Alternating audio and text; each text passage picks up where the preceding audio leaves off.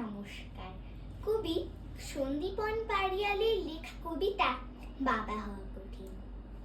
শেষবার বাবা বকেছিল যেদিন, রাগের মাথায় বলেছিলাম তখন, হব যেদিন তোমার মতো বড়, সেদিন হবে তুমি আমার ছেলে।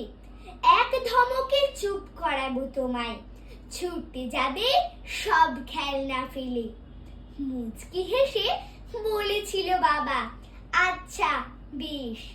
বায়না জড়বো বাবা বাবা বলে, ঝাপটে ধরে এক নিমিষে উড়বো তোর কোলে। বুঝবি কেমন লাগে, তুই আমার বাবা হবি, আমি তোর খোকা হব যখন। সকাল সকাল স্কুলে যাওয়ার সময় তুই উঠবি আমার আগে, অফিস যাবি ভিড় বাসে চেপে।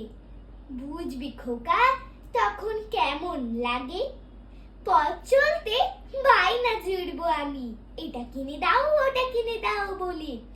রাগের মাথায় চোখ পাকিয়ে মারবি কি চড় তোর খোকার গালে। আরো কত দোষীপনা চাইবো নতুন খেলনা দামি দামি, তখন তো তুই বাবা আমার, তোর ছোট্ট খোকা আমি। এসব শুনে বললাম আমি শেষে, এর চেয়ে সোজা খোকা থাকাই রুটে। তুমি থাকো তবে বাবা হয়ে, সত্যি বাবা হওয়া বড় কঠিন। নমস্কার।